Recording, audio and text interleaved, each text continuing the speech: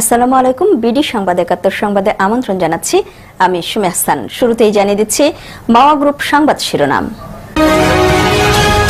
এবারে Asian specialized hospital and diagnostic centre প্রবাসের সংবাদ।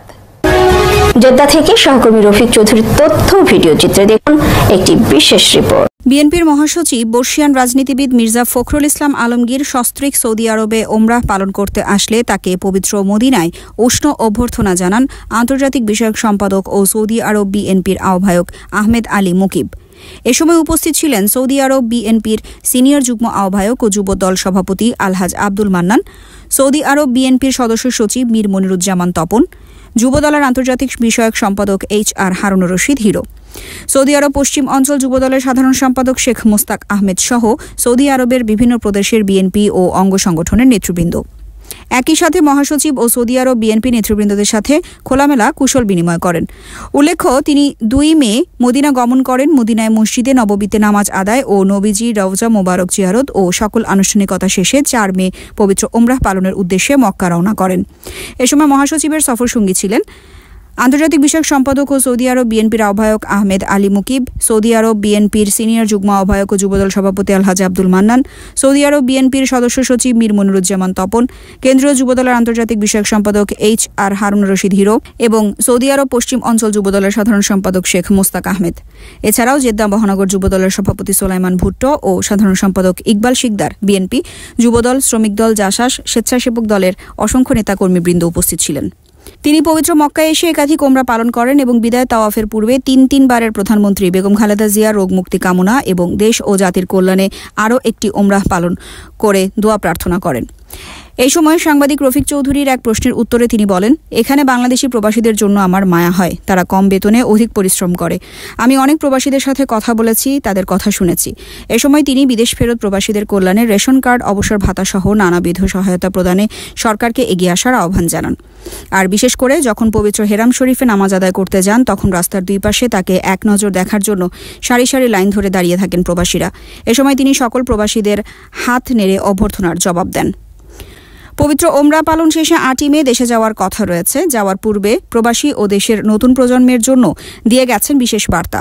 আমাদের সিনিয়র সাংবাদিক রফিক চৌধুরীর তথ্য ও ভিডিও চিত্রে দেখুন একটি বিশেষ রিপোর্ট।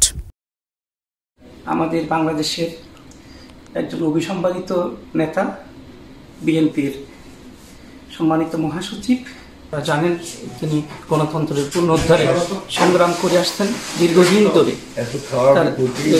বিভিন্ন জেল জুলুম অতিক্রম করে আজকে ক্রান্তি লগ্নে তিনি এসেছেন আজকে পবিত্র মক্কা শরীফে। আমরা আসছি ওনার অনুভূতি জানার জন্য। স্যার আসসালামু আলাইকুম। ওমরাহ করার জন্য তো আমরা ওনার কাছ থেকে জানতে চাইবো প্রবাসীদের উদ্দেশ্যে উনি কি বলেন। আসসালামু আলাইকুম স্যার। প্রথম কথা হচ্ছে আমার রাজনৈতিক জীবন কিন্তু এখন শেষ হয়নি। জি স্যার।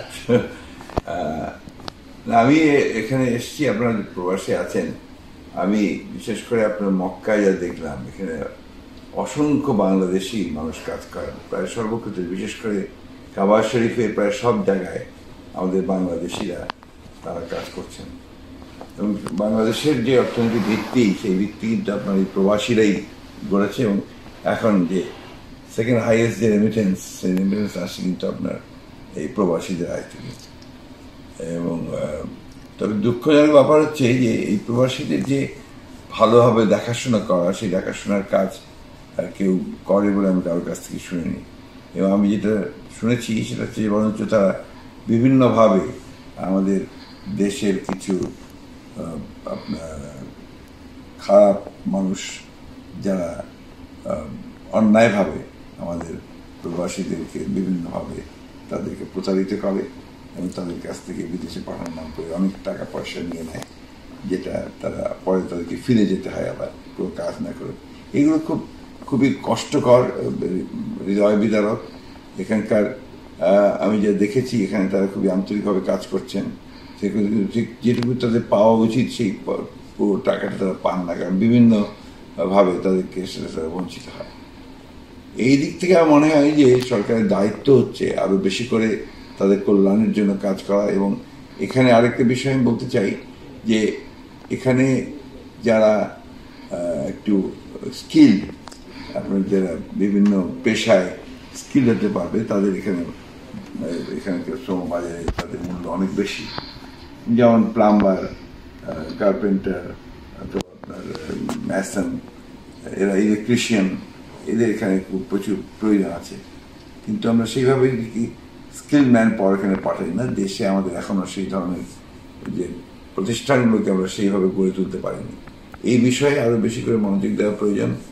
আমি প্রবাসীদের কল্যাণ কামনা করছি, তাদের শুভ কামনা করছি। আমি বিশ্বাস করি যে যদি এই ম্যান পাওয়ারের বিষয়টা, অর্থাৎ আপনার যে শ্রমশক্তি আমরা বিদেশে রপ্তানি করি, সেটাকে সেই ব্যাপারে যদি আমরা আরো বেশি মনোযোগী হই এবং এটাকে অত্যন্ত পরিকল্পনার মতো করে যদি আমরা কাজ করতে পারি, তো দেশেরও একটা বিরাট কর্মসংস্থানের সমস্যা দূর হবে এবং তারা বিদেশে এসে কাজ করে দেশের জন্য তারা কাজ করতে পারবেন। এই বিষয়ে আরো বেশি মনোযোগী হওয়া দরকার। সব শেষে আমি এখানে যারা প্রবাসী আছেন তাদের সকলকে আমার আন্তরিক শুভেচ্ছা অভিনন্দন জানাচ্ছি এবং তাদের যেন কল্যাণ হয়, তাদের যেন ভালো হয় সেই বিষয়ে আমি আল্লাহর কাছে দোয়া চাইছি। আমি এখানে উমরা করেছি, আল্লাহ তাআলার ঘরে এসে এটা আমার জন্য কি বিরাট সৌভাগ্যের ব্যাপার। এবং এই ক্ষেত্রে আমি যে দেখলাম যে আমাকে প্রতিটি প্রবাসী তারা আমাকে অত্যন্ত খুশি হয়েছেন, তারা সহযোগিতা করেছেন এবং আমার সঙ্গে তারা অনেকখানি তারা একত্রিত কথা বলেছেন। আমি আবারও আল্লাহ তাআলার কাছে দোয়া করি তারা যেন সবাই ভালো থাকেন, সুস্থ থাকেন এবং দেশের জন্য তারা কিছু কাজ করছেন, সেই জন্য তাদেরকে আবারও ধন্যবাদ এবং কৃতজ্ঞতা জানাচ্ছি। পবিত্র এই নগরীতে বসিয়ে কেমন একটা বাংলাদেশ দেখতে চান আগামীর? আমি আগামীতে বাংলাদেশ যা দেখতে চাই, যার জন্য আমরা লড়াই করছি, আমরা একটা গণতান্ত্রিক বাংলাদেশ, একটা সাম্যের বাংলাদেশ, একটা সামাজিক ন্যায় বিচারের বাংলাদেশ আমরা দেখতে চাই, যেটা আমাদের 1971 সালের যুদ্ধের মূল চেতনা ছিল। স্যার, নতুন প্রজন্মের জন্য একটা মেসেজ যদি আপনি দিতেন। নতুন প্রজন্মকে